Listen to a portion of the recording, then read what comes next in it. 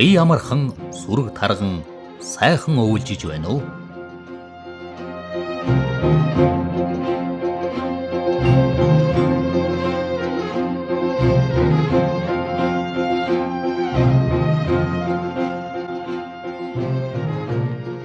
Монголын үндэсний радиогийн малчин нэвтрүүлэг пүрэв гарагийн дугаараа нээж байна.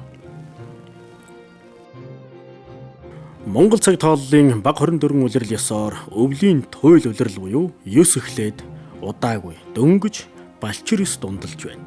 Гэвч зуд дурхан цар хүрээгэн тэлж цагийн байдал амаргүй төвшөнд хүрч байна. Тиймээс зудын эрсдлийн үнэлгээг наривчлан хийж өвөл хаврын бэлчээрийн нөхцөлийг судалж улсын онцгой хөмсөс тодорхой шийдвэрүүдийг гаргаад байгаа. Ингээд Монгол улсын шадар сайд улсын онцгой хөмсийн дарга амар сайхны мэдээллийг та бүхэнд дуулгая. 23.9% нь бэлчээрийн нөөцтэй. За тэгээд 15.6% нь бэлчээрийн хүрэлцээтэй, 34.4% нь бэлчээр даац 1-ээс 3 дахин хэтэрсэн. За 7.7% нь даац 3-аас 5 дахин хэтэрсэн. За 18.4% нь олон дахин хэтэрсэн гэсэн ийм зүйлтүүд гарч байгаа. Аймгаар наваад үсэх юм бол Баян Өлгийн уус, Ховд, Говьалтай, Баян Хонгор, за өмнөх Архангай аймгууд гээд ингээд Завхан Архангай, Дорногов аймгуудын зарим сум гээд даац хэтэрсэн ийм үзүүлэлтүүд гарч байгаа. Тэгэхээр энэ отор нөөтлийн зэрэглэлийг тогтоох, за малын чанарт анхаарах, тоо толгоогоо дахиж бас нэг тооцож эргэж харах зайлшгүй шаардлага байна. Бэлчээрийн болон энэ ургамлын нөхөн сэргээх асуудал дээр байгаль орчны яам, энэ эрдэм шинжилгээний байгууллагууд, холбогдох мэрэгжлийн байгууллагууд онцгой анхаарч ажиллахгүй бол энэ дээр эрсдэл үүснэ. Энэ байдлаараа явах юм бол 20 жилийн дараа, 10 жилийн дараа бид хүн идэх, махгүй, мал идэх, өвсгөө, бэлчээргүй ийм л нөхцөл байдал руу орох гэж байгаа. Өнөөдрийн бидний багтаж бахархаж яриад байгаа малын тоо толгой болвол энэ ямархуу эрсдэлд бидний бүгдийг хүрэх вэ гэдгийг бүгд маш сайн ойлгож хаана уялдаа холбоогоо хангаж ирээдүгөө харж ажиллахгүй болвол тооны араас яваад тэгээд бэлчээрчгүй, өвсчгүй, малчгүй, усчгүй болох эрсдэл юм байна. Малчинчгүй болох эрсдлүүд байна гэж харж байгаа, дүгнж байгаа.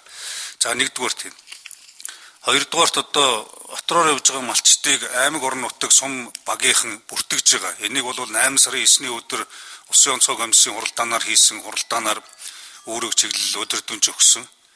Гарч байгаа мал зүргийн тоо, малчдын, малчин өрхийн тоо, оторж нүүдэлж байгаа нутаг дэвсгэр, сум аймгийн болон отрын нутаг дэвсгэр яг хаана нь хичнээн айл өрх хэдэн мал бэлчиж байгаа гэдгийг тухайн нутаг дэвсгүүд бүртгээд аймаг орон нутгууд хоорондоо мэдээлэлээ солилцдог мэдээллийн саналтай болох юм өдөрдөнж хүргэсэн. Энэ ажил хийгдээд онцгой комиссээр мэдээлэл нь аймагтай нэгтгэхэд явж байгаа гэж ойлгож байгаа. За энийг цаашаа бас өсвөө наривчилж бид нар нэгтэлж хэрэгжилтийг хангуулж хэр төвшөнд байгаа гэдгийг дүгнж ажиллана. Улсын онцгой комиссоос Архангай, Баян Өлгийн, Говьалтай, Завхан, Төв аймагт Тэжээл, Баян Хонгор, Дундгов, Ховд аймаг, Өмнөг, Өвөр хангай, Ус аймагт өвс тэжээл буюу нийт 1171 тонн өвс, 8000 тонн тэжээлийг 50% өнгөлттэй үнээр олох саналыг засгийн газрын 22 оны 12 дугаар сарын 14-ний өдрийн хуралдаанаар хэлэлцүүлж шийдвэрлсэн болно.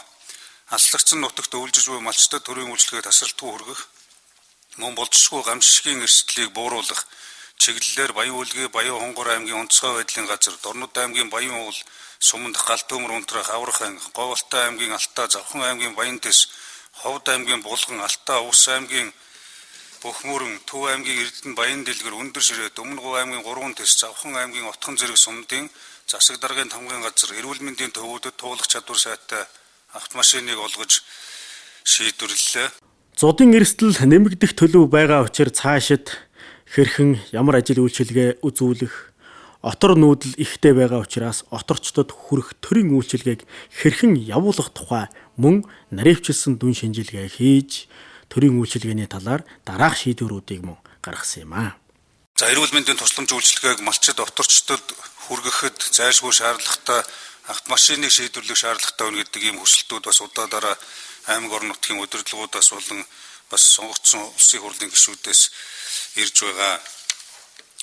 За улсын хэмжээнд нийт 188.6 мянган малчин өрхийн 71.6 сая мал байна. За хонь толгой шилжүүлэх юм бол 122.5 сая толгой мал өвлжиж, за өрсөлдсөн дүн өвлжиг одоо өрсөлдсөн дүн гарсан. Үүнээс тухайн жилийн буюу энэ жилийн одоо өвөл хавар 21.8 мянган өрхийн 9.5 сая мал отроор өвлжиж хаваржих нөхцөл байдал бас үүссэн байна. Отроор өвлжих малчин өрх малын тоо өмнөх оноос 2.2 мянган айл өрх мөн одоо 1.1 сая малаар өссөн дүнтэй байна. За өвлжилтийн одоо цагаагаарын нөхцөл байдлын улмаас Монгол улсын нийт нутгийн одоо 70% нь цасан бүрхүүл тогтсон байна. За Алтай хэнтийн хөвсгөлийн өндөрлөг уулсаар ерөнхийдөө 20 см-ээс их Баян Улгийн аймгийн Булган, Увс аймгийн Тэс, Баруун Туруу, Малчин, Давст, Ховд аймгийн Булган, Алтай, Уянч, Баян Онгор аймгийн Цаг, Хөвсгөл аймгийн Цагаан уур, Төв аймгийн Монгоморт, Эрдэнэ, Цээл, Улаанбаатар хотын Багнуур дүүрэг, за Хэнтийн аймгийн Цэнхэр мандал, Өмнө Дэлгэр, Жаргалтхан сумуудад үндсэндээ одоо 20 орчим см, Увс завхан, Өвөр хангаа, Хөвсгөл, Орхон, Төв, Хэнтийн, Дорнод аймгийн зарим одоо сумдууд нутаг дэвсгэр Архангай аймгийн Архангай, Баян Хонгор, Булган, Сэлэнг, Сүхбаатар аймгийн зарим сумдын нутгаар бас цас ихтэй байна гэсэн ийм одоо нөхцөл байдалтай байна. Зуудын эрсдлийн дүгнэлтээс үзвэл нийт нутгийн 60% их эрсдэлтэй. За 30% нь дунд зэргийн эрсдэлтэй байгаа бол 10 орчим хувьд бага одоо эрсдэлтэй гэсэн ийм цагаагаарын эрсдлийн дүгнэлт гарсан байна. За Архангай, Баян Улгийн Баян Хонгор, Говьалтай, Дорногов, Дундгов, Завхан, Өвөр хангаа, Өмнөгов, Увс, Ховд, Төв, Хэнтийн зэрэг 13 аймгийн 160 сум зуудын эрсдэл их байна өнөөдрийн байдлаар.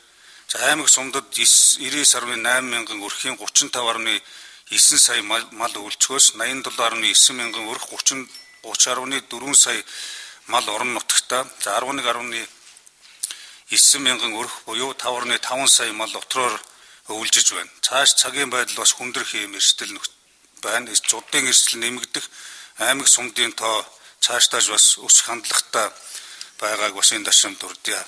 За энэ оны 1-р сард ихэнх нутгаар олон жилийн дунджаас хүртэн байна гэсэн бас одоо цагуурын мэдээ байна. Хурд ундас нэмэгдэж байна. За зүүн аймагуудын нутгаар цас бахта, Говийн аймагуудын нутгаар олон жилийн дунджаас бас одоо цас бага зэрэг байгаа гэж байгаа боловч ялангуяа Баруун аймаг энэ 100 одоо ургамал өвсний гарц одоо муу байсан аймаг орон нутгуудад хүндрэлтэй нөхцөл байдал үүсэж байна. За Малаж чухын салбарын 22-оос 23 оны өвлжилт таваржилтын бэлтгэл хүлээ авахд малчтын төвшөнд өвс 1.1 сая тонныг өөрсдөө бэлдсэн. За сүрэл 15 мянган тонн байна гэж байгаа. Ногоон тэжээл 88 мянган тонн, үйлдвэрийн тэжээл 32.4 мянган тонн, за гар тэжээл 47.9 мянган тонн, дарш 13.1 мянган тонн, хужир шүү 92.2 мянган тонныг тус бэлтгэсэн гэдэг ийм одоо мэдээллүүд байгаа.